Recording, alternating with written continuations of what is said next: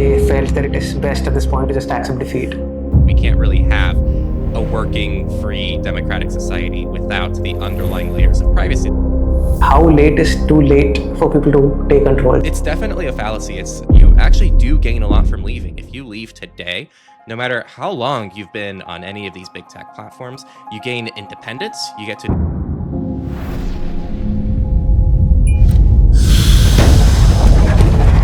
Hello, I'm Vishnu. I'm the founder and CEO of Ente, and today we're joined by an internal personality who happens to be a privacy evangelist.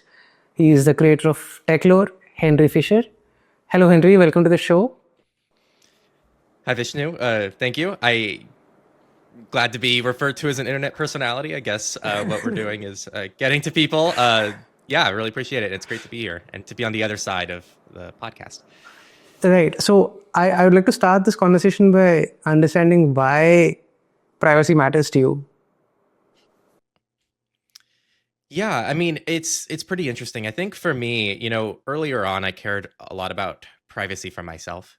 It was about, I want as little data about my devices to get to big tech companies, to get to governments. And it was almost a bit of a game for myself. It's actually pretty fun if you're somebody who's very analytical and you like numbers and you start learning about this stuff and just how deep tracking can actually go.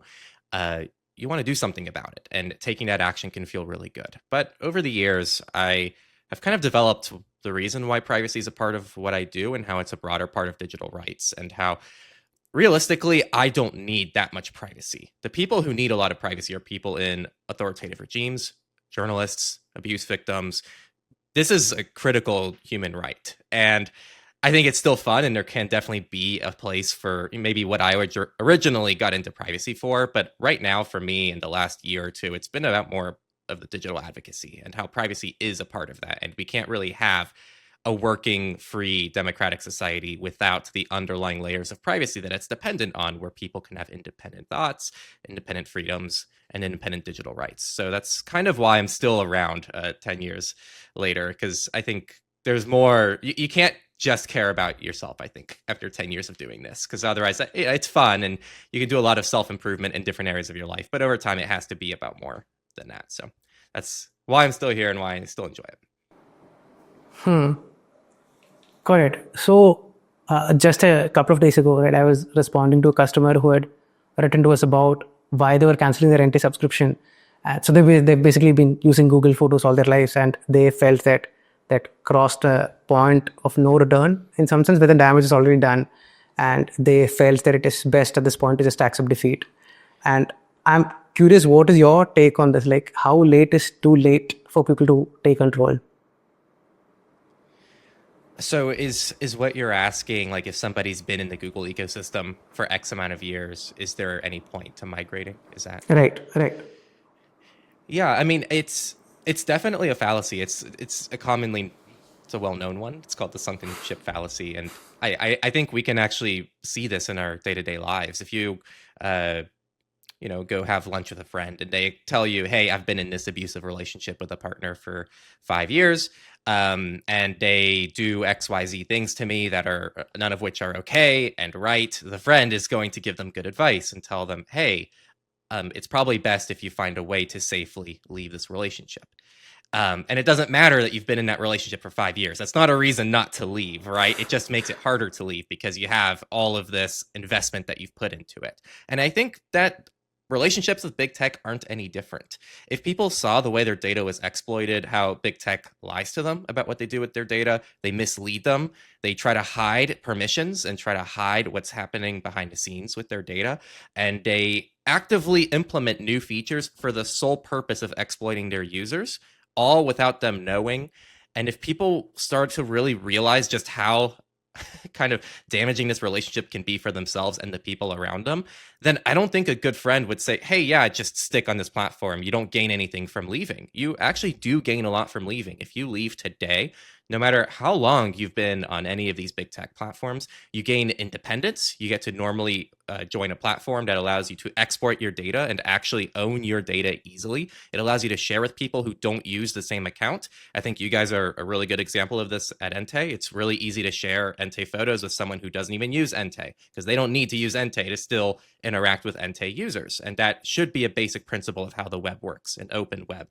And also things being open source and not just built for the sole purpose of sweeping up your data, using it to train AI, and then selling that to business customers, and just that being the overall business model that we see today. So people first, products. And I think that a lot of the services that exist right now are really trying to get that done in this like alt digital rights space at the moment.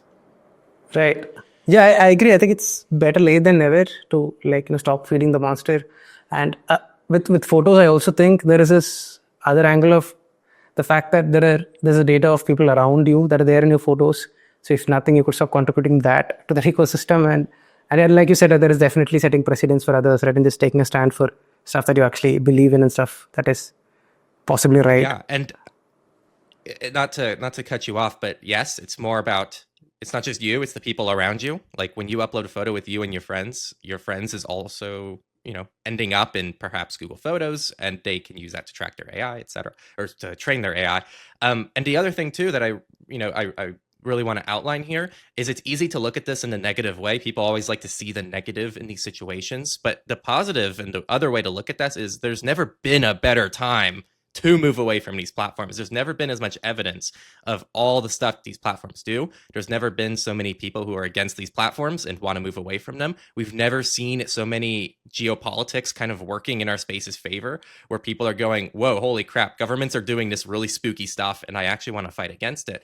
And we've never seen such a robust set of alternatives that exist. I mean, I tell this all the time. 5 years ago, there was no email aliasing. You had to create multiple email inboxes and use those as pseudonyms, and maybe have buckets for each thing. Like social media accounts is one email that you set up. Nowadays, simple login, you just click generate email, boom, you're good to go. Now we have services like you guys. We have like I've even seen a couple other like more automated like photo hosting solutions, like I think Image that exists now. You guys have a one-click self-hosting thing. Like none of these things existed 5 years ago. So there's also never been a better time to switch, because we see the alternative services that have never been better. So I also want to say that too, because that's something that people don't talk about. Right. And you mentioned that you've been running the Techlore channel on YouTube for over 10 years, right? So I kind of want to understand your origin story of sorts. Like, what was your life before that? And like, what about technology made you so uncomfortable that like we ended up where we are? Yeah, it's funny to look back at the I guess evolution. I think it's the good way to put it. I like to see it as evolution, unless someone liked the previous version of the channel better, I suppose. But Techlore started because I was in school and I was trying to access some basic Wikipedia pages to do research, and the websites were blocked. And this was my first exposure to the concept of VPNs, right? And I learned the different ways to bypass things. And I realized, this is way back. Like, this is almost, I wouldn't say it's early YouTube. I think I still avoided the first, several years of like actual OG YouTube, but this was in like 2014. I noticed there was really no legit guides to how to set up a free VPN. Now, I know what everyone's thinking, oh my God, a free VPN. And yes, I know, I wasn't aware of those things at the time. I just wanted to find a way to bypass my school's network restrictions, and any VPN for the most part would get around that. And so I put out this guide, and it got a few thousand views very quickly. And I went, whoa, this is interesting to people, and this is helpful to people. And I don't even think I knew that like you can make money on YouTube then. Like I can't express to you, I've never been a YouTube watcher, which is funny because I'm on YouTube all the time now, just as a publisher. But then I kept putting out guides, and they were, I think there was like a Linux guide, how to set up Tor on Linux, things like this. Kind of just started making guides about random things that I realized were on YouTube. And then eventually I picked up Kevin Mitnick's book. And he's kind of this hacker dude.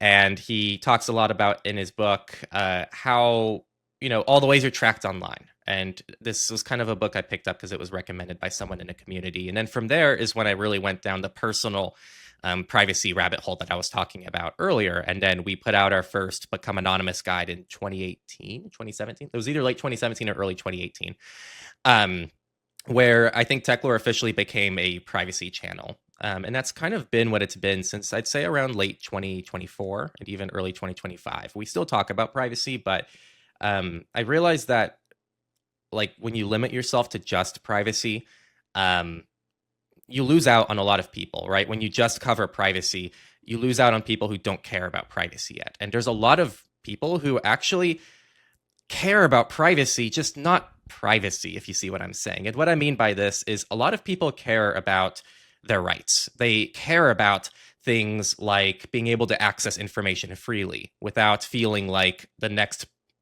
president, the next leader, the next authoritative person is going to take power and start, figuring out everything they were looking up online 4 years ago. And so part of that fight is privacy. Privacy is a means to an end of actually guaranteeing people's digital rights. And this new approach that we're taking has been awesome. Like it resonates with people much better. It means that privacy is part of the package of what we do. And it means that we are in many ways bringing privacy to a lot more people without actually referring to privacy directly. You'll notice very few of our videos nowadays are actually privacy branded. They are digital rights branded, and they're about fighting for digital advocacy. So I think that kind of covers the overall like eras of the channel. I think we had a little crypto phase for like a few months there. that happened at one point, like 2017.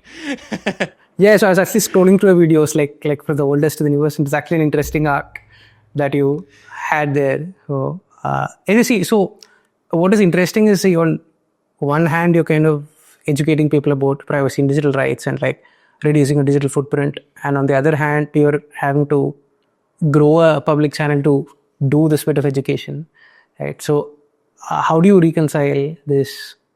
Yeah, so this I think speaks to the whole personal versus non-personal reasons to be in this space, right?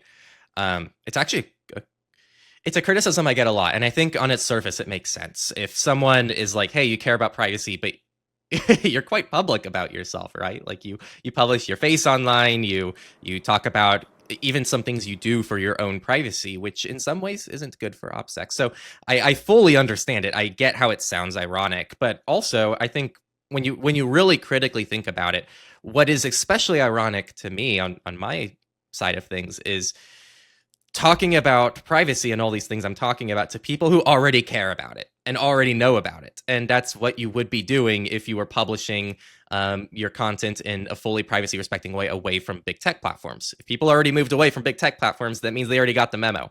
So the unfortunate reality about the internet is if you want to make the biggest impact, you typically have to go where your people aren't. And that means if we want people to get away from Google, we have to go to Google. We have to go to YouTube. If we want people to avoid TikTok, we have to go to TikTok.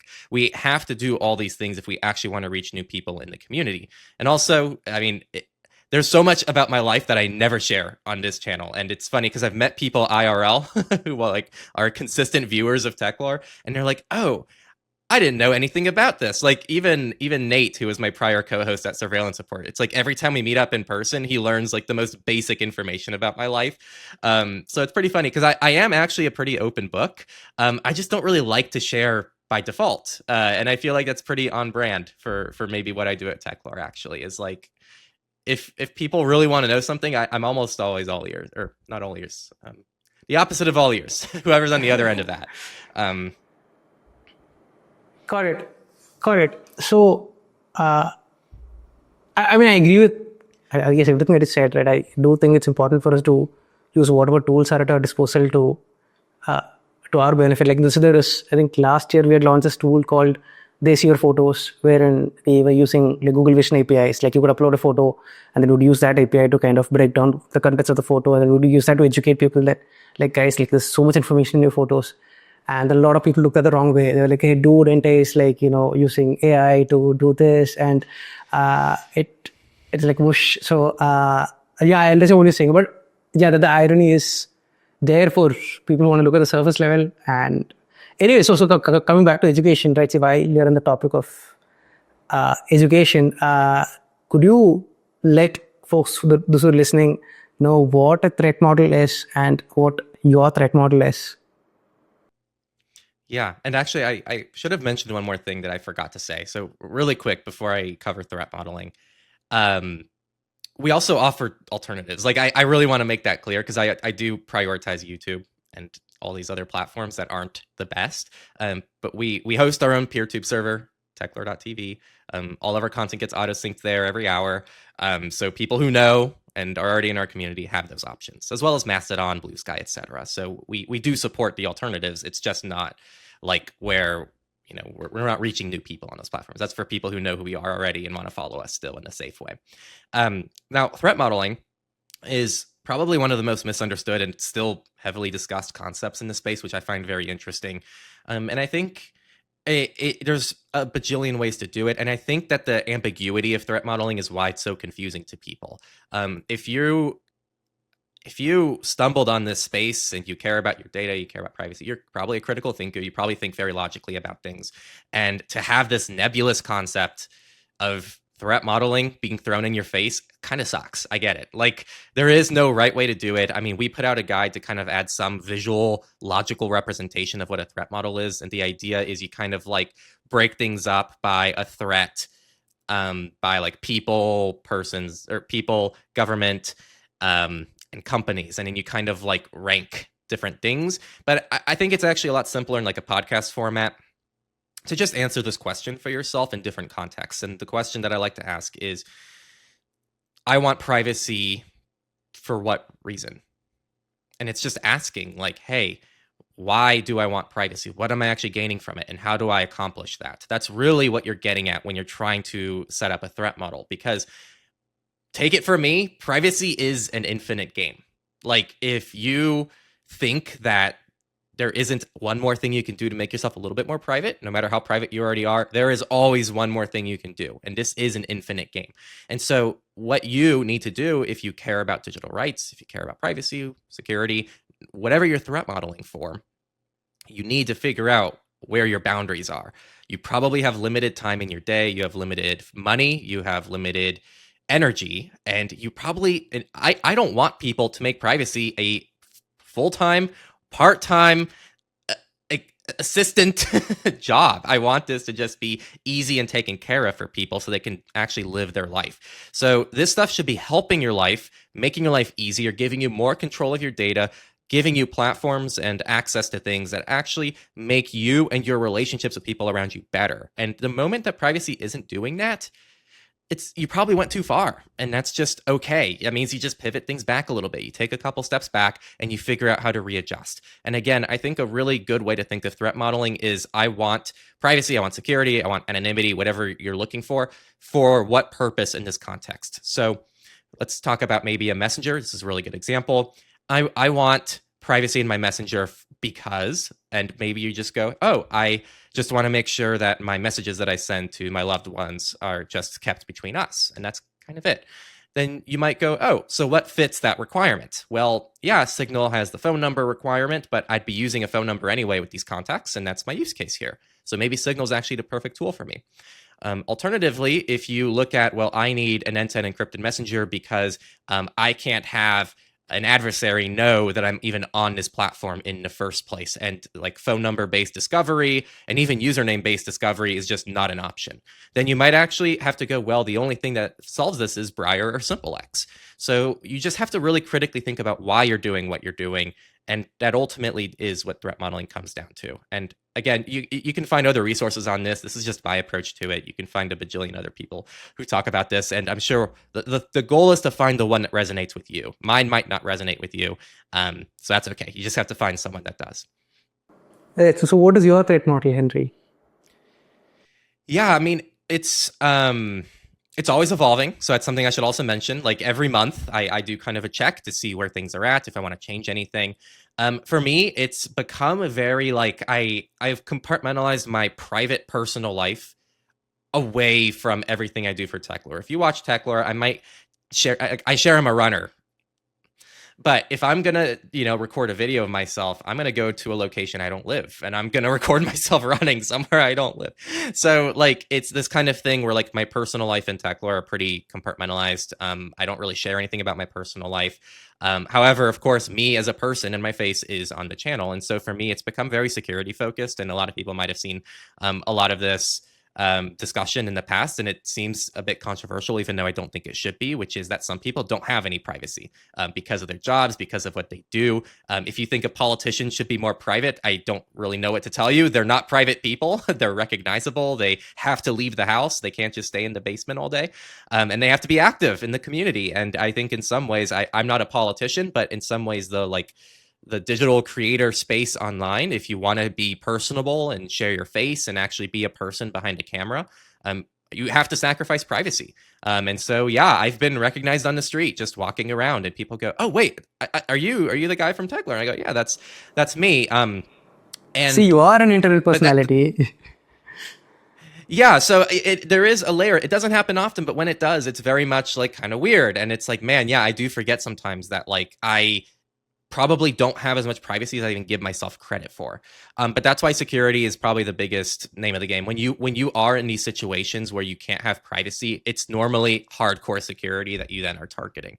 And so this has really been my core focus outside of separating my personal life as much as possible from Techlore, which I've done a good job of, and using tools and kind of using all the different technology that I use behind the scenes to do that, as well as maintaining good security on my end as well, which I would argue overall has become much more important than the privacy stuff.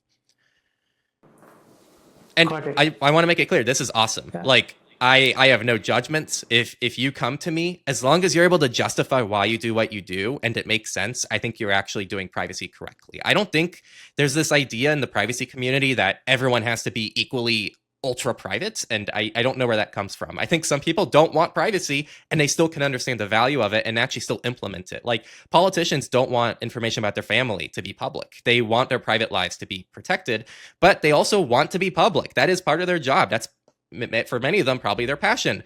And so they want to be public and they want to do something. And it's kind of like that for me with Techlore. Like, I love doing what I do and I wouldn't give it up. And it's something that it brings me a lot of joy. And I think if I stop doing Techlore for the sake of privacy, then privacy is no longer working for me. It's kind of a hindrance in my life at that point. So just a side take there, that I think not everybody needs to be ultra private as long as they know what they're doing.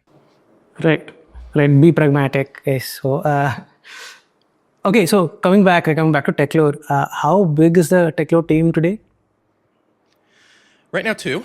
There's been a lot of transitions. So it's me and someone else, my editor, and also she does ops as well. So she's been doing a really good job there, and she's being kind of transitioned into the role. She's actually our old editor, and it's really great to have her back. And yeah, I'm excited. We're both about to really do some cool things. Okay, I guess like for a team of 2, I think you guys are doing really, really well. I'm very surprised there are only 2 of you. Yeah, great. Yeah, lean and mean is our like recent approach to everything. So I mean, this is before making some announcements. I know that it's going to upset some people, but we do have to shut down a few things we're doing, like some public communities and stuff that we're hosting, just because they're really hard to moderate. And yeah, it's a small team of 2, and we have challenges as a result of that. And we're seeing so much more like success, and like we are seeing our message reach so many more people via our video content. So that just needs to be prioritized right now. So yeah, there's a lot of things we wish we could do, but the 2-person team can really limit that.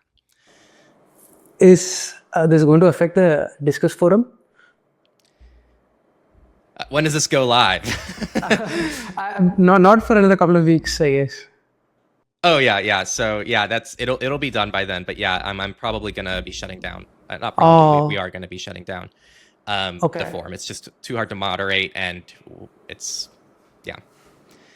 Okay, I was actually a really big fan of the forum. There are very few privacy communities out there that are that share a sense of optimism, and I felt that your Discuss forum was actually one of the very few ones that I've actually run into. So I'm a bit sad to hear that. Yeah, it's sad. I don't want to do it. I think that it's something like it needs to exist. And I know there are some other forums too that exist that are pretty good. But yeah, it really is a matter of like, hey, we're 2 people. We have to have lives outside of this. We have personal lives. We have people we care about in our lives. And we also don't want to be on forums moderating all day. It's a lot of work. And yeah, there's just so much to it. So we yeah, like for every hour that we put into moderating the forum is an hour we could have put into putting out a video. And I think at this point, like that is just the better place to put our time. And that is where I think we can provide the most value to the community. So it is sad. I'm sad. And I think the best value would be to do all of it, but we can't do all of it. And that's just me being more realistic with our capabilities and bandwidth right now. But I think down the road, maybe it can be re-explored. Right. Got it. So, how are you running Techlore as a business? Like, what is the revenue model? Where does the revenue come from? How are you covering the costs? Yeah, it's something I'm quite proud of. So I spoke at the Ad Filtering Dev Summit in Cyprus last month about this. It's this summit where brave engineers, Mozilla, DuckDuckGo, and even Google Chrome. Okay, you have to have the other side of the team there. But and AdGuard, all these people came together and they just talk about like the newest developments in the ad filtering and ad blocking scene. And I gave a talk and it was pretty much like, yo, I am dependent on ad revenue on YouTube as one of my revenue models. And I still think you should block ads. And I kind of gave my reasons why. And also, I talk about what the creator space looks like right now and how I know I'm not the only creator out there who relies on this invasive business model to some extent, and how it is a perfect opportunity for someone to come in and offer some kind of alternative for these people, because I'm not going to stop recommending ad blockers. It hurts us big time financially to say that. Like, I think we could be doubling, tripling our revenue from that. If most of our audience probably didn't use an ad blocker. And I actually have stats that show that we have a quarter of our views as actual monetized views. So I think the stat that I had was in 90 days, we got over 1 million views, and only 250,000 of those were actually monetized views, which means that 75% of our audience is using an ad blocker or for whatever reason wasn't served ads on YouTube. So this has never been a huge part of our revenue model. And what I'm proud of is our way to diversify. So we have sponsors. I know that you all, Entei, sponsored us, and that was awesome. We have a bunch of community supporters over the years, people who have just freely, supported what we're doing. We have affiliate programs, and I'm really proud of the way that we do that, which is opt-in. I haven't seen anyone do this before. Pretty much we say, hey, we have opt-in affiliate links, go check them out. And if you look in the description, you're going to see an affiliate link that's clearly labeled, and right below it, you'll see a standard link. And that way people actually make an intentional choice of whether or not they want to support you. And then we have Go Incognito, our premium course. And then we also have in the past done some coaching. That is one of the other things that will no longer be a thing going forward. Not for current people I'm working with, but no more new clients. So when you put all those things together, we actually have almost a perfectly diversified revenue stream. And there's this pie chart that I give in my talk. I'll publish it on our channel soon. I'm just waiting for them to publish all the talks, so I don't want to beat them to the punch. But this has taken a long time to get there. Back when we were a VPN channel, like 80-90% of our revenue came from just affiliate stuff, from like VPN affiliate programs. And I saw that and I'm like, wow, okay, this is like not good. Yeah, it's never good to have all of your income coming from one place, and this isn't good for us. It's not good for how we prioritize our values and how we prioritize our content. And this is something I don't hear discussed, and people don't want to do this. I think that our choice to diversify income is one of the best things we've ever done, because we don't really serve anyone now. If a sponsor does something crappy, we say, well, that's too bad. We have all these other revenue models. You guys can just go kick a can out in the street. And if we only did ad revenue, though, and this is something we hear a lot, why do you guys do sponsors? Well, if we only did ad revenue, the style of content we would produce would be like only focusing on hit pieces and trying to get viral videos out, because that would mean eat more ad revenue. And a lot of times the most valuable content isn't actually the most popular content. And so we really have tried to diversify things in a really cool way. I am super proud of what we've done. And I think that it's given us this insane independence to kind of do whatever we want back here. And it's been super cool. So I can't really complain about it. And I actually wish more people would kind of do it. I think that there's actually a lot to gain for, like, sorry, I know this is a bit rambly, but like we're so used to like how things work with big tech companies outside of like the digital rights space, and we want to do the opposite of that. And I get it. Like, I get that we have to set the example, but also we need to compete with these people. Like, if us like being, 90% versus 95%, because we get some flack sometimes for just having sponsors and affiliate programs, and it's like, dude, we do this transparent. Like, it doesn't influence our content, and if it does, let us know how it does. But that's never what I hear from people. I just hear from people, oh, you have sponsors. It's this nebulous concern. But I think more projects should take the sponsors and have affiliate programs, because it would let them compete with all the crap that they're dealing with. Like, guys, we're competing against the biggest big tech companies out there, and like some of the most powerful forces that don't want people to discover the content that we're talking about and the resources we talk about. Like, Google doesn't want people discovering Entei, right? Like, that is not in their best interest. And we're on a platform called YouTube, which is run by Google. So like, Google has direct incentive to not push a video about Entei. I don't think they do that. We don't have the evidence to show that. Like, I get asked this a lot, and actually YouTube seems like overall a pretty fair algorithm that I don't see too much nefarious stuff happening. Doesn't never happen, but I don't see stuff like that happen.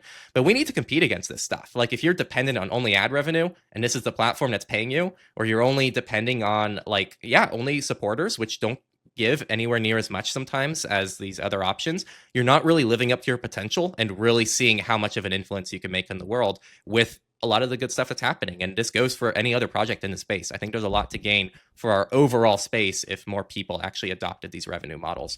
Because I think it would also enable, people, I don't see them as competitors, but like other privacy channels and other security channels, like it would allow them to do more things and grow faster and actually have more resources on the internet for them as well. So I know I was really rambly, and I feel like I was like word salad. So I hope that made sense. No, yeah, and I it didn't made say anything too sense. crazy. No, it made sense. It made sense, LG. Right. Got it. So, fine, you spoke of YouTube, right? And you said that YouTube is a channel that you actually still consume media on, and you are fairly active on social media as well, likely because it is part of your job at this point.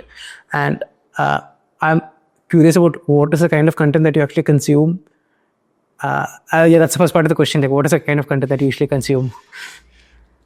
It's not what you'd think. So this would be a peek into my personal life that I don't mind sharing. So I'll pull up my RSS. So first off, that's where I should start. I think everybody should have a very mindful approach to what they consume. I'm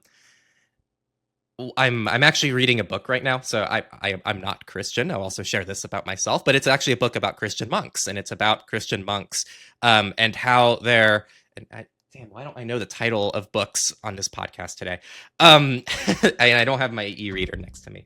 I'll try to get you the name after the podcast. Maybe you can put it in the show notes if you think that's useful. But it's about Christian monks and how the Christian monk goal was to avoid distractions, and that was like their purpose in life. And I think a lot of this needs to be carried over into the modern age. I think people really undermine how much their attention is swayed when you're like have this urge to pick up your phone when there's nothing to do, when you just open an app because there's nothing to do, and you just find yourself scrolling on something for 20-30. Oh my god, it's the hour passed, what happened? That is intentional. That is not like a mistake on your end. That is just your biology that is being hacked and exploited by companies that know exactly what they're doing. That needs to be called out more. And so I think people need to treat their attention like it's the most valuable asset, because it in many ways is. Like, as we go forward, AI is going to be able to do a lot of things for us. It's going to automate things. Technology is going to get more advanced. The only thing that's going to be sacred in this world is your attention and your ability to be yourself. And so have an RSS reader. Okay. Like that. I recommend this to everybody. Do not just scroll on any platform. And so I'm going to share with you what I'm subscribed to, my RSS feed. If it's interesting to anyone, then sure. It has almost nothing to do with what I talk about on Techlore. Let me see. Sorry. I follow iFixit. I love their videos, and they're very like funny and sassy, and it has to do with right to repair. I love Jerry Rig Everything. His dry humor cracks me up. I follow Mark Manson. I think he's one of the few non-BS self-help people in the space. Marquez Brownlee, I think, is great for just my overall tech news, because I don't really keep up with the newest like devices released, and so I just follow his channel, and he's got a very simple, minimal style that I really appreciate. I follow the School of Life as well, which is kind of like a philosophy, very, very cool stuff. I followed Tyler Stallman recently. I don't watch that many of those videos, but I like his photography stuff. We actually moved over to iPhone only recording for Techlore recently. And so his videos have been a big help there. And then Veritasium as well for just some cool science stuff. And that's literally everything I follow. And yeah. That's cool. Thanks for sharing. Cool. So, okay, see, consumption is one part of it, right? You do have the other aspect of life, which is you have to push content out as a creator as well. And how do you deal with the pressure to like constantly keep churning out high quality content? It's a lot of pressure. And especially recently, we've been leaning more into what I call hot content, which is the idea of, oh my God, this just happened. We need to talk about it right now because it's time sensitive. This has been happening a lot with chat control, where it's like every other day some crazy stuff happens with chat control that swings the totally opposite direction. Oh my God, chat control was just dropped completely. No one has to worry about anything. 2 days later, oh my God, it's 90% back and it's just as bad as it was. Then, like 2 days later, oh my God, it dropped. So it's this obnoxious pattern that's been happening, but it's happening all around the world. You know, US age verification is a big thing. We have Texas coming forward and saying, hey, we want to KYC the App Store. So if you want to download a calculator app from the App Store, you have to give up your ID to do that, no matter what your age is or who you are. And so there are all of these big stories happening around the world right now. And I want us to be at the front of that. And I want us to be educating people and making people aware. And it's been wildly successful. Like, just a couple weeks ago, we had a big hit video on the VPN ban that recently hit one of the US states. And that video resonated with a ton of people. And I don't think many people even know about it if there wasn't maybe a video recommended to them on YouTube. So it's a lot of pressure. It's very fast moving. And we have a lot of content. We have 2 podcasts. We have all our videos. We have, all these other communities that we currently run. And it's just a lot to navigate. But we care about it, so it makes it a little bit easier. Cool. So you spoke of the interpersonality bit, right? So I would imagine that being an influencer and that a privacy influencer would actually make your life difficult. And I want to know, if you don't mind sharing, like, what's the worst thing that has happened to you on the internet so far?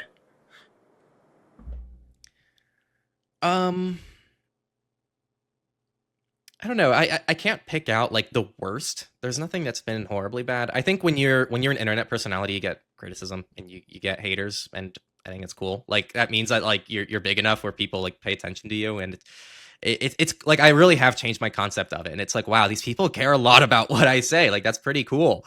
And so that's something that's been kind of, because I think what I'm doing is positive. Like I look at what we're doing and I'm like, no, this is really cool. And I see all the people who love what we're doing, and it brings me so much value to see that. Like to be able to do something that I'm so passionate about, put it out into the world and have literally millions of people connect with it, and like look at like dislike ratios, and it's like 99+%, which like when I think about it, sometimes it actually blows my mind, because like here I'm gonna pull up that I'm gonna do the thing where I pull up stats in real time, and I do this in our meetings all the time. Like I just think of something. So that VPN ban video, and for those wondering, it was in Wisconsin. And Michigan as well. And this video had, it's almost at 600,000 views. 98.6% of people liked that video. And what that means is, like, if you got a soccer stadium together, or if you got like had a musician that just randomly showed up and just started playing music for you, almost 23,000 people said, yes, I like this. And only 300 said no.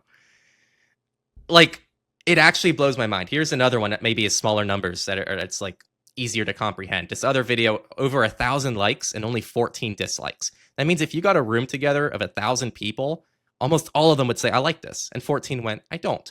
But I still focus on that 14. Like it's like I'm a perfectionist.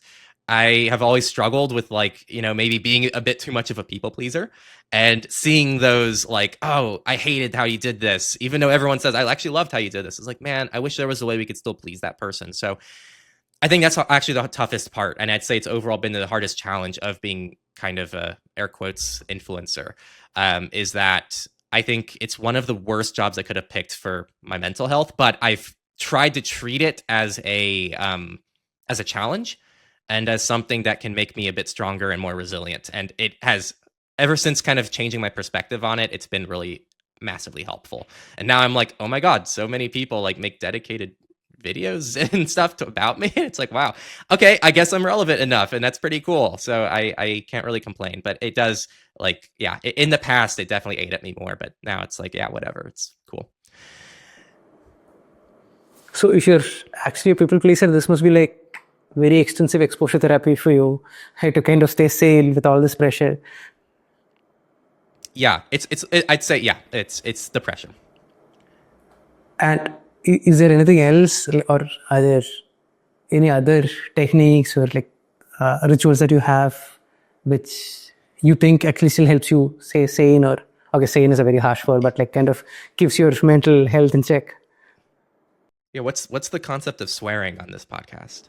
Go for it. Or what's yeah, I mean, I you got to turn the fuck off. Like that's what it is. Like when I'm done with work for the day, like I hit my final work block, and I'm not perfect about this, right? Like like last night, I had way too much work throughout the day. I had to pick up a package, which I have to go out of town for that, all these different things, and then I had to put out surveillance report. I was up till like 2 a.m. and now I'm recording this at 8. So I didn't get much sleep last night, and I'm still here. So there's these random nights where I can't do that, but when I'm on my schedule and I stick to it pretty firmly when I can, yeah, I turn the fuck off. It's it's 4 p.m. I'm done. No more internet. Just turn that crap off. I'm gonna go for a run. I'm gonna go to the gym. I'm gonna make a nice meal for myself, and I'm gonna go like reach out to people that I care about who like bring me fulfillment. And I'm gonna meditate. I'm gonna go to bed. I'm gonna meditate again in the morning, and I'm gonna start that again. And so, I think, yeah, I think I'm pushed to the extreme. Not many people like do work that is just put on display to the world to criticize. So obviously, I think there's very few positions that actually are that criticized, and it's actually why I think I think that people who actively chase influencer roles, that's not good and not healthy. I think that like that comes from very much, and maybe this is me as well, it comes from like a people pleasing thing. Like you want that like public reinforcement of what you do, which is also the worst person to be in this role because like it's a lot of pressure, and you have a lot of people who are going to see what you do. And if you're easily sensitive to that criticism, then you're not going to be able to handle it, and it's going to affect your life pretty significantly. So the balance is really important. Disconnecting from it is really important. Having a life outside of it's really important, and it's taken me a long time to get there, but yeah, the last few years have been pretty much rock solid, where I just have a really well-balanced life. But it does involve having to disconnect from the internet, and I think everyone can learn from that. I think no matter what job you have, scrolling, like active scrolling or passive scrolling, not active scrolling, feels like time away from work. It feels like relaxation. It feels like it's rejuvenating, rejuvenating, but it's not. It's still sending triggers into your brain. It's still hitting dopamine. It's still reinforcing and kind of exhausting you. This is why you probably don't feel good when you're done. If I scroll on Reddit for too long after work, I feel a lot more tired than if I went for a 30-minute run. And that's not, something that can't be scientifically explained. Like these platforms literally trigger your brains in very high active ways. And this has been shown in studies. So I think it's good for everyone to disconnect actively. Right. It's so good to hear that the last couple of years have been solid. It's like so refreshing.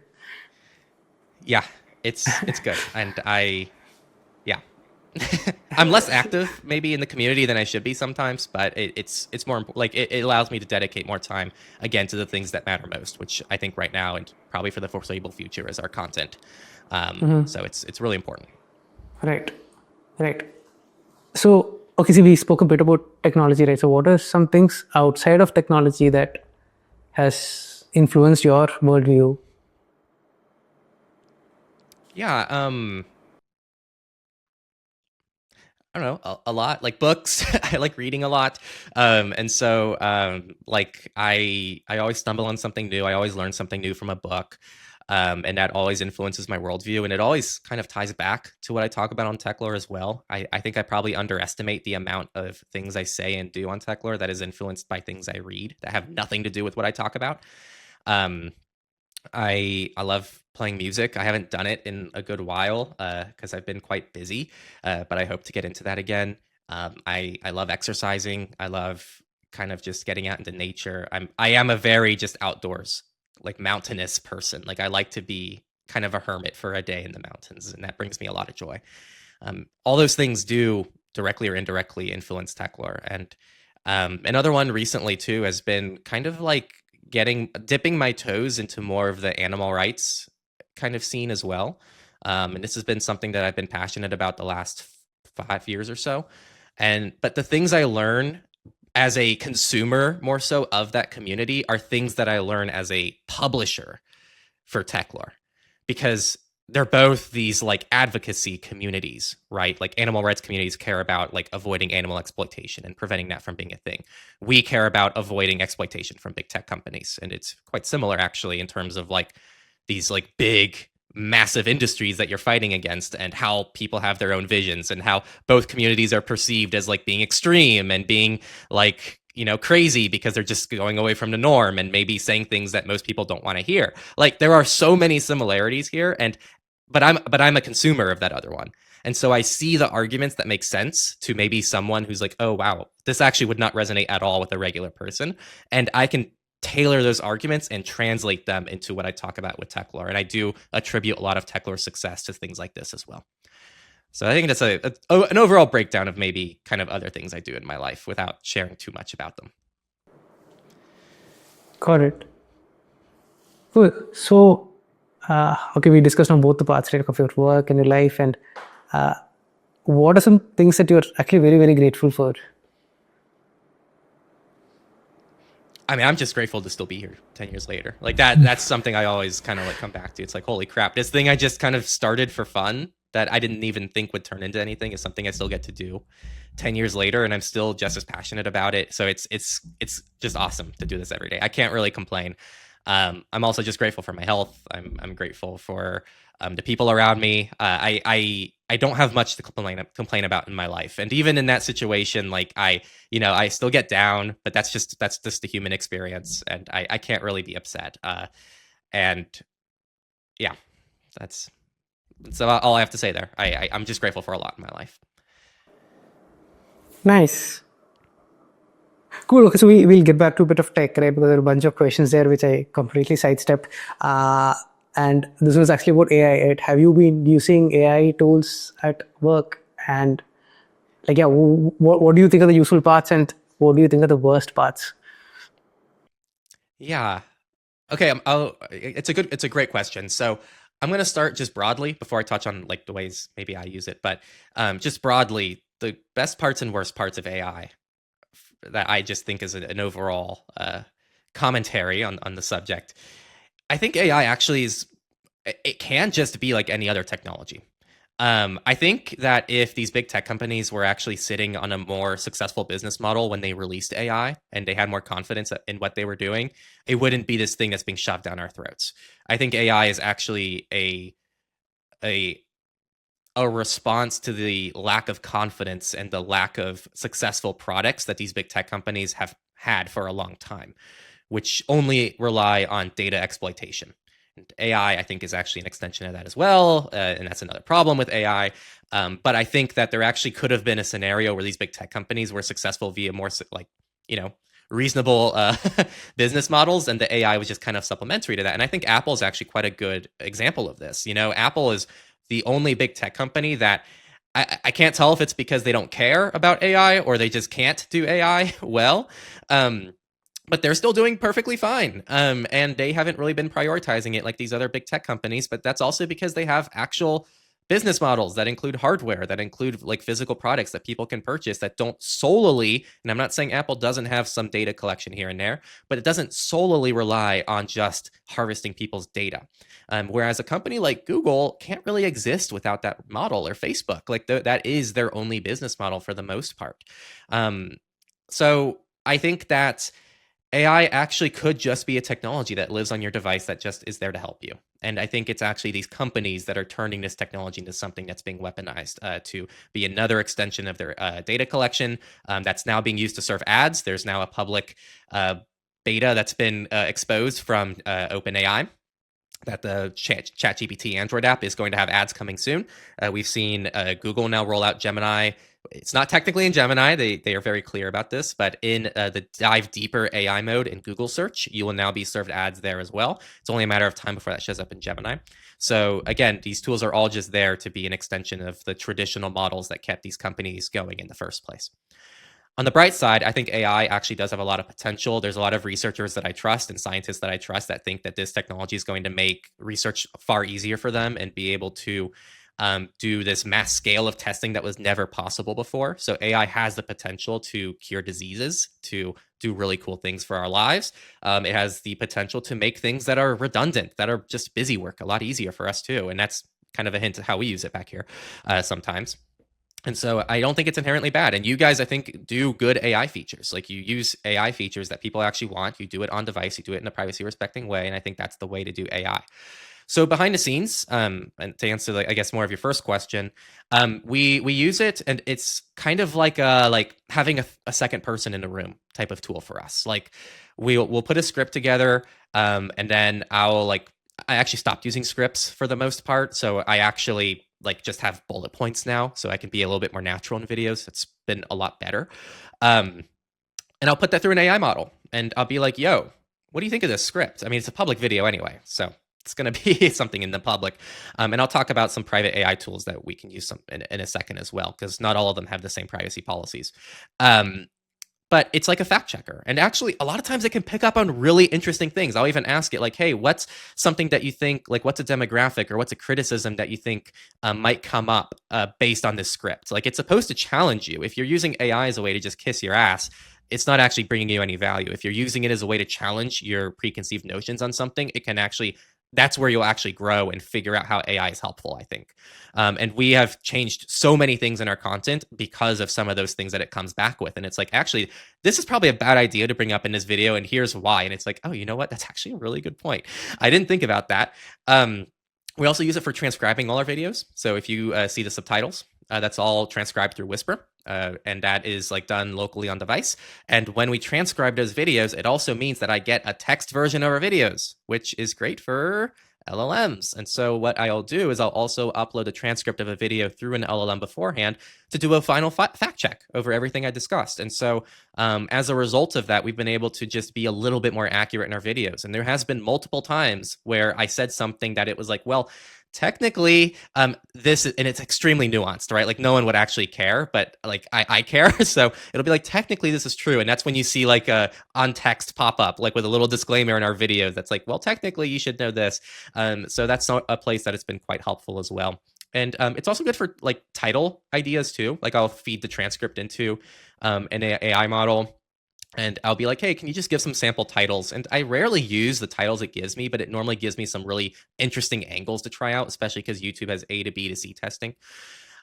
So yeah, it's been quite useful for just little things like this, that over, like when you zoom out, I would say it really has transformed our workflow in some key ways. And this is coming from someone who is like very anti-AI like 1 to 2 years ago. But I've slowly like very much come around to it, especially now that I've found a way to use it in a way that I actually feel comfortable using it, because we didn't have as many tools. And this is what I was referring to earlier in the podcast, where like there's never been a better time to move to privacy tools. We're not there yet with AI. We don't quite have like equally good privacy friendly AI tools compared to the big tech alternatives, I think. But we're slowly getting there. And I think you guys are kind of showing how that can be done as well. And this is how, like behind the scenes. So we have like local models that we can use. So we have like, you can use Jan AI just locally on your computer. It's compatible on Linux, Mac OS, Windows. And you can download an offline model. You can also use it with API keys. And the cool thing about using API keys is you typically get access to slightly better privacy policies from these companies. It's not perfect, right? You're still giving up a lot of trust. They're still theoretically can use that data however they want. But if you actually read the privacy policies of a paid AI model versus a free one, there's some pretty drastic differences. And normally they can't train their AI models based on the data you give it. And if it means anything, the reason why this is because lots of tech companies and like, you know, established businesses use these AI models, and they have private IP that they can't have leaked to other companies. And so there actually is a lot of incentive to respect that privacy policy, because if any of these businesses got screwed over, that would be pretty bad. And now we're seeing things like Duck AI from DuckDuckGo that proxies things somewhat privately through things like ChatGPT. We also see, you know, Brave has their own AI model built into Brave browser that works fairly well. And so like you have access to like quite a bit of tools nowadays, and also Proton has Lumo. So we experiment with all of them, we use all of them, and it's like the mission critical tasks that sometimes we will put through like a paid AI model, but none of them ever like reveal. It's like transcripts of public videos that are about to go on YouTube that are going to be analyzed by the AI models anyway. So it's might as well benefit from the technology is kind of the way that I've been looking at it. So yeah, I've kind of taken this middle ground approach to AI recently, which is quite different because I was quite anti-AI a year ago. Right. I can relate. So, yeah, I can definitely relate as a programmer also. I think there was a point of time wherein I think it's around GPT 4.5, like whatever. I think just before GPT 5 is when I also took a 180 and I realized that at least from a productivity standpoint, these things are like crazy good at par or perhaps even better than programmers at this point. And it would be not very smart to not use them, at least when it comes to programming, right? I think the world of engineering is changing, and there is a lot of velocity we can actually get as a small team by. I'm not proposing vibe coding. There's like this idea of LLM assisted coding that we have at Ente, which at least we have. Yeah, we think the world is changing, right? So, yeah. Anyway, see. Yeah, sorry. Go on.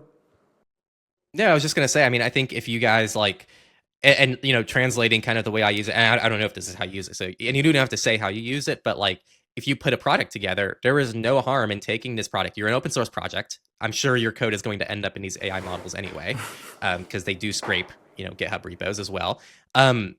Why not put your new feature that you're about to put out through an AI model and just ask, hey, what are your thoughts on this? Like, do you see any like immediate improvements? And just try to get some critical feedback. It's like one extra person to get feedback from. And this is kind of, I'd say, how we use AI on our ends. I don't know. I'm not saying that's how you use it, but just kind of an analogy of like how we might use AI on our ends. Right. So for certain use cases wherein I think the prompting has to be a bit neutral, like the moment the LLM realizes that it is me who is building something and it's me who's asking for feedback, they kind of tend to take an overtly positive tone. It's like, dude, you're absolutely right. And like, that to offset that, you have to be a bit critical in your hair. prompt. Right. But it's like, talking of gratitude, right? I'm actually very grateful that I'm getting to live in the times that we are living in to experience all of this technology, and the fact that at this point knowledge is like literally at our fingertips. Right? It was the case with like YouTube and Google search before, but now it's just ridiculously easy to understand anything that you're actually curious about. So it is just agency that's holding you back. And okay, now I'm digressing, right? So coming back, I kind of want to understand how, like we're talking about future anyway, and I want to understand how dystopian you think the future is going to be. Like if, let's say, a 10-year-old child were to like grow up in today's internet with like zero privacy practices, like what do you think will be the price that they have to pay when they grow up? Are you asking what I think it's going to be, or in that scenario, if that's what happens, what that looks like? Just want to make sure. The latter, like if this actually happens, like yeah. Yeah, and I mean, I want to start by saying this stuff is already being proposed, and this fight is happening right now, like as we're speaking. Like I just recorded at 2 a.m. last night. The whole thing about half of U.S. states now have age verification. That's a fact. Like 25 states in the U.S. now have age verification. UK already passed age verification. Canada is toyed with age verification. Europe is currently toying with age verification. Australia just kicked off all teens from social media platforms. They can only do that if there's some layer of age verification.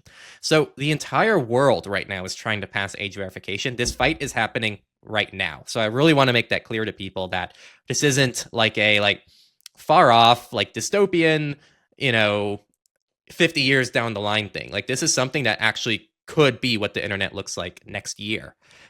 So what that looks like is, when we first accessed the internet, all you needed was a computer and access to the internet. And the rest is up to you because you are in control. It meant that you can access any website, you can look up any information you wanted, you can ask anything you wanted, and there wasn't this fear of, you stumbling on something you're not supposed to, or you're not tied to all your web traffic. It's just kind of like, oh, I ended up on this dumb site. And that's like part of like learning what the internet is like. And that's part of growing up with the internet, at least as Gen Z slash millennial. I kind of fall in the middle. Um, I relate more to millennials, though. I think I'm technically Gen Z, so it's weird. Um, but what that looks like now, if all this stuff is passed, is if you are, let's say 7 years old and you get your first smartphone, you now have to get your parents' permission to download an app from the App Store.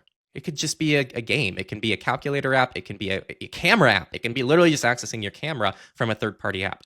You now have to get your parents' permission to just install that application. And not because your parents wanted parental controls, which I think are fantastic, by the way. Like, I have nothing against parental controls and parents wanting to restrict what their children can use, because that's on a per-family basis. But this is a government-mandated, legally required thing that a child needs to be able to get a parent's consent on. I don't think that's right. It also means that websites online, that anything could be perceived as negative, and that will need to be age verified. And we've already seen a Discord data breach as a result of this. And this Discord breach was quite concerning because Discord started age verifying users in the UK. And so they started having their third-party company that was doing this age verification, that was collecting government IDs, and they all got leaked. And some of it included IDs for minors as well. And there was actually shared Telegram channels between the attacker. And again, I want to remind people, all this stuff is passed under the, messaging that it's for child safety. But this Telegram chat was from the person who actually hacked it and had all these IDs, and a stranger who's told him, or her, I suppose, you should sell this to like predators. You'll make a lot more money for it. And I think people don't think about the repercussions of what it means to actually collect identifying personal information about every person on the internet and having all their web traffic tied to that person. It means that you no longer have anonymous access to the internet. It means that you will use the internet differently. We have research showing that when people feel like they're being watched, they actually act differently, and the internet is no different from that. It means that there's less free access to information. It means that websites will be shut down. It means websites have to move out, and we're seeing this right now. Like, we see places that are pulling out of these states because they don't want to age verify their users. And so there's now less access to the internet in those places. So we are moving towards this censorship first approach to things. And my concern is that long term, that entire infrastructure can be repurposed for really anything else. It can be repurposed by a government who just wants to ban a website because it's from a political group that they don't agree with. It can be used to block an ideology that the government doesn't agree with. It can be used for an infinite, I'm running out of things to list off here, but you can input any kind of nefarious reason here, or nefarious purpose that this stuff can be used. And it's very concerning. And when you combine this with like chat control trying to backdoor encryption, and you combine this with VPN bans for people trying to circumvent the age verification, you get a very locked down version of the internet that looks almost nothing like what it looks like today. So the way I've been looking at this is we need to be fighting tooth and nail right now. And it's part of why we're doing things like shutting down our forum. Like, we need to be making content about this. Like, we just can't keep up with all the stuff going on. And so we need all our hours to be going to these fights right now. And I think that's what everybody's priority should be if they care about the internet. I think everybody should be talking about this. And like, I'm seeing just completely unrelated channels talk about this stuff now. Like, we're not even the largest people talking about this. Like, just regular, not even tech channels are now talking about these problems, which is fantastic to see. Like, this is what I've been wanting to see for a long time. And it took a lot of bad stuff to get here. But I think people are finally waking up, and the fight is happening right now. So you need to contact your representatives, because I guarantee you, no matter what region you live in, some crazy shit's happening where you live, and you need to contact your representatives about it, because it's happening globally right now. I don't know if that answered your question, but right. So there is also the other side to this, right? Which is like, what do parents do? Like, what are you supposed to do as a responsible parent to kind of shield or to nurture a child in a world like this? Let's say all of this is open, right? Like, the world is open, and then the children are growing up without any privacy practices as such. There is a different level of manipulation and effect that can have on the children as they're growing up, right? So what would you tell the parents to actually do better, as yeah, so I'm not a parent, so I'll just start with that. So this is all based on assumptions of maybe what parenting might be like after some reflection on my end, but I feel like that can never replicate actually being a parent. I know it's very tricky because you have to juggle, you just have to juggle a lot of things as a parent. You have to juggle, like, not being overbearing, but being protective, and like what's the best way to be protective. And, you don't want them to be antisocial. So I know there's a lot going on. I think discussions are always important. Open communication is always important. I think the worst thing you can do is just say, oh, you can't use this. They're just going to want to use it more and they're not going to understand why. So I think being open and just being okay with maybe them using some not great services is probably a healthy thing, is my guess, again, as a non-parent. But there needs to be so much communication around it. There needs, like, I think it's good to maybe just show some demonstrations. I think, again, like I talked about, attention would actually be my number one concern. Like, I would want to really show, like, and have visual representations of like, hey, look at this app. Like, try to find, like, and I do this with people, like, open TikTok, and it's like, this works well if you don't use TikTok a lot, I suppose, because I couldn't figure out how to stop watching videos on TikTok the first time I opened it. Literally, like, I opened the app, it just starts playing you videos, and then I'm like, okay, where the hell do I get to my profile and my settings? And it like didn't let me. I'm like, oh my God, I'm tapping. There's nowhere to tap. Oh my God, I gotta swipe. Where do I swipe? This stuff is intentional. These are called dark patterns, and these are all implemented by big tech companies to try to keep you engaged because they want you to just watch the next video. So actually showing a child this and showing, hey, like, try to like get away from the screen and explain kind of the reasons why a big tech platform wants you on that platform all the time. Children are a lot smarter than we give them credit for, in my experience. And so they do understand these concepts. It's not like far-fetched. I also really recommend checking out the Privacy Dad. He runs a blog. It was, funny enough, an idea, like on a surveillance report episode with Nate, back when I co-hosted with Nate, we talked about like a story that it was, relating to this, like parenting with kids. And in this kind of digital rights space and what that looks like. And we kind of mentioned like, oh, the Privacy Dad, that's a perfect name. If no one's done that, like hasn't done that yet, you guys should do it. And then the Privacy Dad, sure enough, like took us up on it. And now he has his like fantastic, like little successful blog that I think is awesome. And I keep up with it via RSS. And there's a lot of good advice there. From what I kind of read, it sounds like there's different, like there's definitely been different age variations in terms of like the stuff that he talks about, but he talks about what it's like to be a dad and talk about like what this means and how to balance privacy with kids and what worked and what didn't work. And he shares a lot of stories that I think are actually really useful for people. So I think the Privacy Dad is a really good place to start. And I also say this a lot, like, I'm not a parent. So if you're a parent and you care about this and you're not talking about it on the internet, there's like one person I know who's doing it, and it's the Privacy Dad. So why don't you do it too? Like, everyone has a unique perspective on this stuff, and we need all of our perspectives to come forward and talk about this stuff in order to make like a cumulative difference. We can't just have like 5 people come forward and be the voices for everybody. Like, we need everybody else to not just contact the representatives, get active with this stuff. We need them to also like communicate to others what they should be doing. We live in this age where people consume content. So you need to be putting out content that other people can like learn from if you want to reach other people in your demographic. There's I forgot her name, but there's like this Linux YouTube woman who is like an older woman who just uses Linux, and she does Linux tutorials and she makes them super easy for people. And I think that kind of stuff is so cool because it breaks all the like stereotypes of like Linux is for like, neckbeards in their basement. It's like, no, like Linux can be used by anyone. It can be used by grandma. It can be used by a kid. It can be used by anybody. Like that is what we need to be fighting here as well, is this like concept that you need to be techie to take back your digital rights. You need to be technical. You need to know a lot about tech. You need to, I think I made my point on that. The last thing I'll say about parenting, use good parental controls. They're actually there to help you. And I'm talking about the classic ones. Like Apple's parental controls are really solid. They work really well, and they're done in a very privacy respecting way. And that's the same thing that applies to like DNS filtering. You can implement DNS filtering on your local Wi-Fi network. And Google even has some similar parental controls. Just please avoid and be very cautious with third-party parental controls. So things like Life 360, they've been caught doing some pretty nasty stuff, and they actually leak your child's data to the world. So if you really care about your child's safety, use things that are privacy respecting for your child as well. That's a very big complaint I have. I didn't know that bit about Life 360. I'll look into it. And the Privacy Dad things, like, he is very cool. Like, I had a bunch of email threads with him as well, and he'd given he shared very valid feedback and criticism about how NTA could improve for, from the perspective of child. Awesome. Because I think his kids were actually using NTA, so that is really nice. And now I'm a dad, right? Like, sorry, go on. No, no, no. I don't mean it. I'm just agreeing. I'm sorry. Keep going. No, no, yeah. So now I'm a dad, and when I started Lente, I wasn't like I started Lente for a very different set of reasons. It was very selfish, and I wanted an alternative to my photos.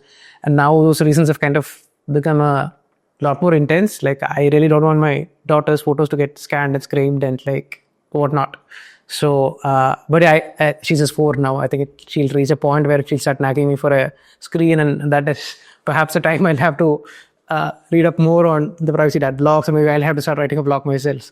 But not looking forward to solving those problems, right? Not looking forward to those problems at Yeah. all. Yeah, that's awesome though, and I'm really glad he reached out because he sends us feedback too, and he also like reposts a lot of the stuff we do, and so he's awesome. I big appreciation for his blog. Even if you're not a parent, like I think what he's done should be an inspiration that if you're a student, if you're in college, if you're in high school, if you are in a family of 5 brothers and sisters, and that's like a unique situation, like you should be talking about it and like making it public. You don't have to make YouTube videos. I know that's a lot of work. You can put out a blog that's fairly anonymous and privacy respecting and just talk about it. And it will be valuable to someone, I promise. Right. Right. So I wanted to do an experiment of sorts, right? That is like I want to pretend that I'm a very average person, like a absolute newbie to privacy who's using Gmail and Google Photos and like WhatsApp and Instagram and YouTube, and like that I'm someone with very basic password habits, and I'm someone who's never thought about like threat models. And if you had like 60 minutes to improve my life, like what would you get me to change, and like in what order would you get me to change those habits? Yeah, it's a great question, and it's something that I've evolved my answer over time with significantly, right? Like it's always evolving, the tools are always evolving. I am firmly in the camp that like to get people started, I don't think radical change is good. I see it backfire a lot where like if someone just wants to use YouTube and just exist and you come screaming at them, hey, why aren't you using cubes and you running everything through Tor? And it's like they're like, because I don't care, man. Like they don't care about privacy. Like we need to be okay with that. We need to be okay with the fact that the person we're talking to doesn't care about privacy. So it needs to be everything that's not about privacy that includes privacy is kind of the way that I like to paint it. So for that person, I'd go, hey, like I realize that you don't have an ad blocker. Why don't you use an ad blocker? Like that actually would make your YouTube viewing experience far better. It would improve your privacy. And a lot of ad blockers don't just block ads, they block trackers and they block other nasty things that the internet does. So this can look like installing uBlock Origin for someone. Though I will say, fair warning, I've actually had a lot of negativity using uBlock Origin Lite recently. Like it breaks a lot of sites for people, and it's been backfiring there. So, word of caution there if they're using Chrome. On that note, though, Brave has been wildly successful. Brave looks like Chrome, and I normally set it up for them. So I'll just install it and I'll turn off a few of the Brave things that maybe make it more cluttery by default. And then I'm like, yo, just import your Chrome stuff here, use this, and you're good. Like if everyone just used the Brave browser, it's not a perfect browser, but like that would solve like a huge amount of the problems that we face today. Like it would block all ads on the internet, right? Like that already just kills off the invasive ad industry, or at least would make them have to evolve to be privacy respecting. It blocks a majority of trackers on the internet and kills off that. And it bakes in all the privacy and security protections that Brave offers as well. So just switching everyone to a different browser makes a big difference. I also recommend people install password managers. So I would talk to them about like, yo, don't you hate forgetting passwords? I wouldn't even mention security. I wouldn't mention it's more secure. I would just mention like, dude, don't you just want your passwords in an easy to access place where you don't forget them and you can actually manage your life in a central place so you actually know what accounts you have? And it's not tied to your browser. It's tied to just, a third-party service so that you can access it wherever you want. It can be on any device that you buy in the future, etc. So you really have to focus on features for people. And sorry, I skipped that with Brave. With Brave, like this is faster than Chrome. It blocks all ads out of the box. It does syncing without an account. It has background YouTube playback on mobile, which I think is like one of the coolest features of Brave, right? Like you don't need YouTube Premium. So it's like, I have said this on Twitter before, like I think Brave on mobile is actually better than the YouTube app. So like there are just so many ways that we can actually present and brand privacy as things that aren't privacy related, because it's not just about privacy. It's about ads. It's about like giving people more control of their lives. It's about making people feel like the internet is actually, a healthier, better place to exist on. And a lot of those things help privacy. Like it's not just about privacy. If you care about digital minimalism and you put less out into the internet, that helps you mentally. It helps you with a kind of like efficiency as well, in terms of like not having to manage too much in your life, and it also helps your privacy indirectly. And I think that can be tailored to features and that kind of thing. I don't know if that answered your question. I feel like I was a little Right. all over the place there. No, it does, right? Because you did mention a bunch of privacy tools, right? And I'm actually curious about what it looks like for you. Are there tools that you wish existed because you feel you're kind of still compromising privacy for convenience? Like, is there some tool that you're not using because the trouble of using it is like isn't worth it? I could complain forever. I mean, that's part of my job, right? Is like reviewing products, and so I do have this like I I I am so much more critical in my reviews than what they end up online. Like after Tori, our editor, like gets through editing it, after I like tone things down after a script, after yes, I get an AI model to look over my script and have it go, is this too negative? It'll go, okay, yeah, let's soften this a little bit, because like what something I have learned in my role is that if you're too negative, it doesn't actually do what it accomplishes. It just gets the person to ignore you. If you really want a company to listen, you want to make it seem like you're on their side, right? Like you want to be like, yo, like I because you are on their side. Like part of reviewing a service isn't to just crap on a service. And this is like, I feel like this is what people get wrong. And this is such a big side tangent, but it's really important to drill home here. And I want people to think about it when they're watching review content.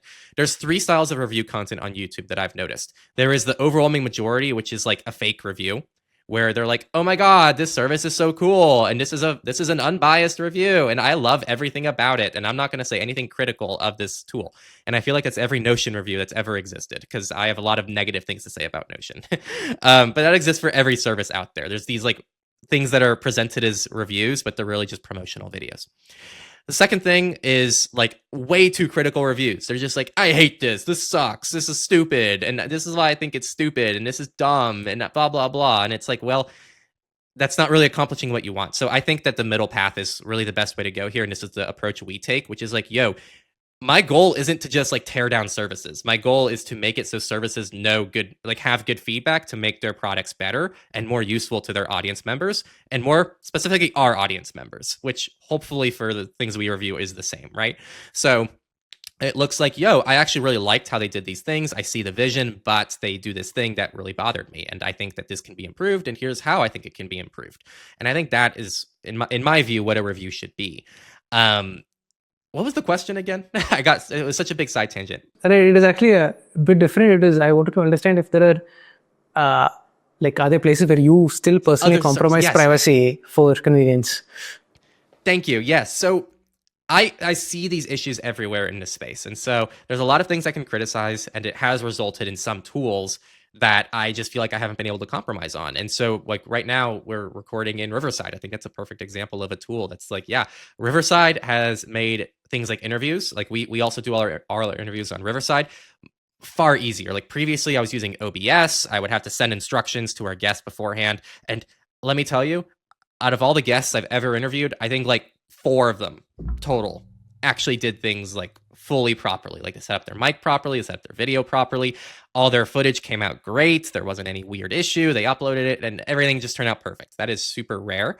And so having a tool like Riverside and the convenience that comes along with that, and just to guarantee that everybody looks and sounds good in an interview, and that it's easy for me, easy for them, and it's like unified, is fantastic. I think Linux, like I still use Linux for some things in my life, but there is no way in hell I'm using Linux for our production.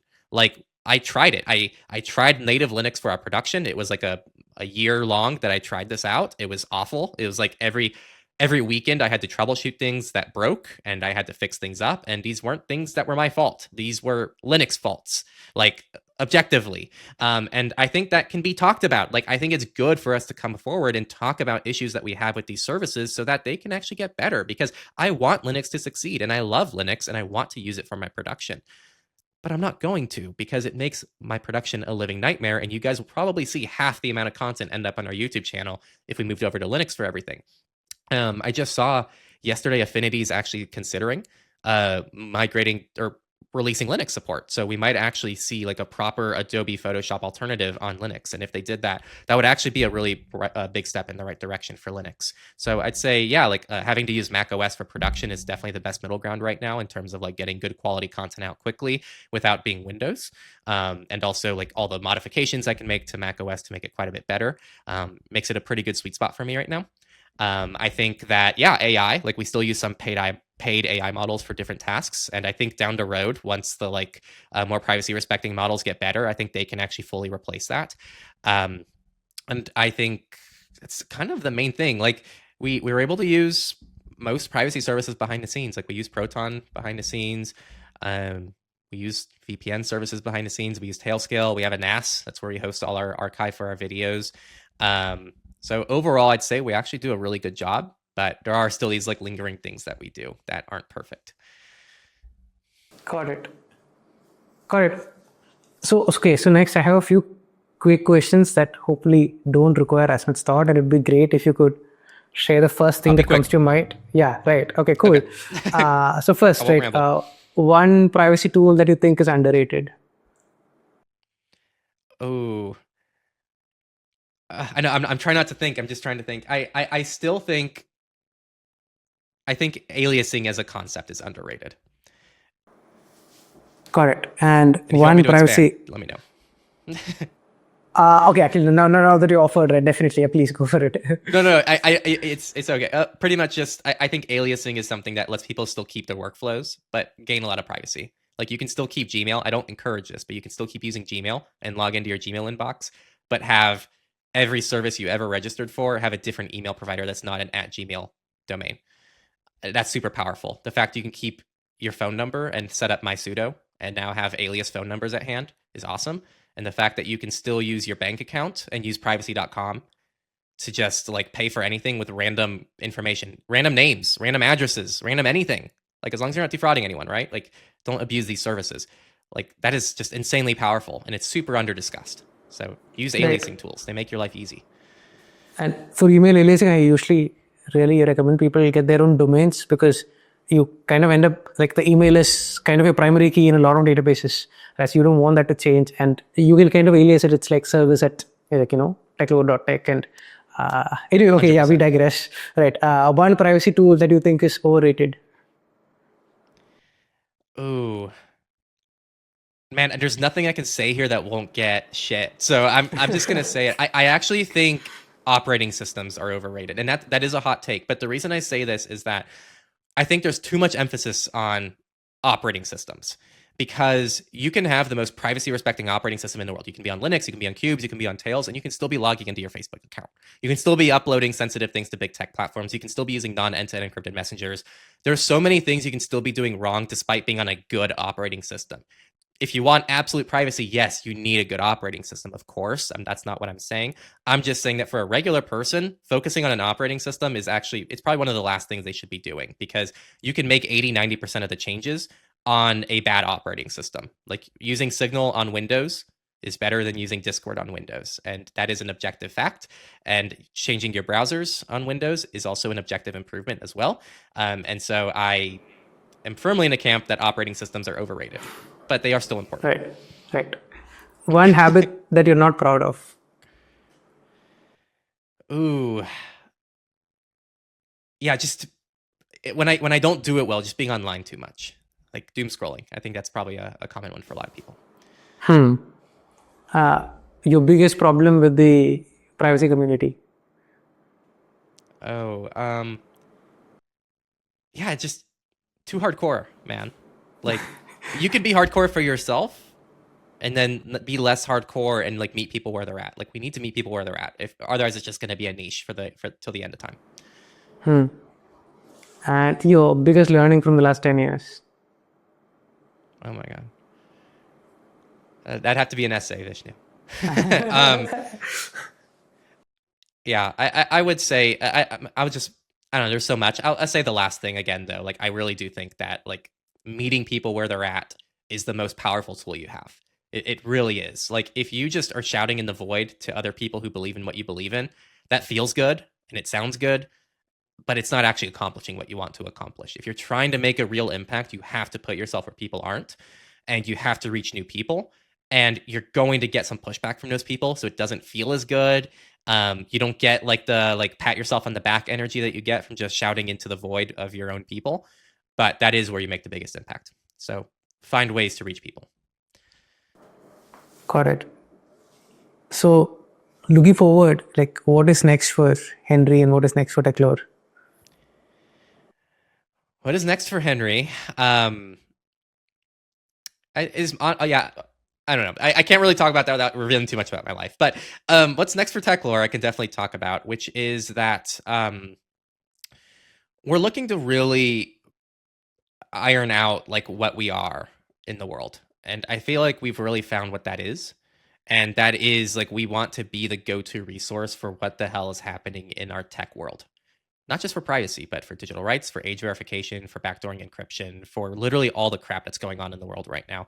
And we've really become a much larger advocacy style channel. And I think that's where I want to stay. I want to stay in the advocacy side of things. I want to advocate for people who can't advocate, and I want to use our platform to do that. So I think that what we do in the future is that's what it's going to look like. And if you want more like I guess like definitive like things that we're doing, again, like we are shutting down some things that I think like they don't not help that goal, but they are kind of not as important as some other things I want to do. So we're putting together like a new website. It centralizes all our content. It's part of a newsletter. It's all hosted on Ghost. So we're essentially centralizing everything on Techlore to like our Ghost and then our content and then maybe some socials. That's kind of it. So that way we can really just focus on the things that matter. And yes, we'll still be on PeerTube. We'll still be on Mastodon. We'll still support those things. But we're also, hard at work on the next version of Go Incognito. I still want to like have some dedicated resources for the privacy world. And I want to just continue broadening what we do so that we reach more and more people. I mean, it's just been so cool to see our content reach so many new people in the last few months. And I think it is the future of what we're going to be doing. Cool.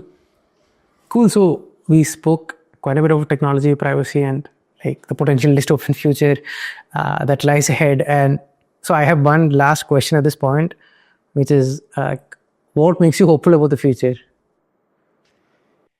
What makes me hopeful is that like this stuff works. Like I'm getting so tired, and it's like I say it in almost every video now, and people still leave the damn comment as if they didn't watch the video. They're like, oh, they get their keyboards out. Here, I'm gonna turn off my keyboard so for dramatic effect, so it doesn't impact anything. How this isn't gonna work. I don't know. There's no point in trying. Oh, there's no privacy anymore, and it's like.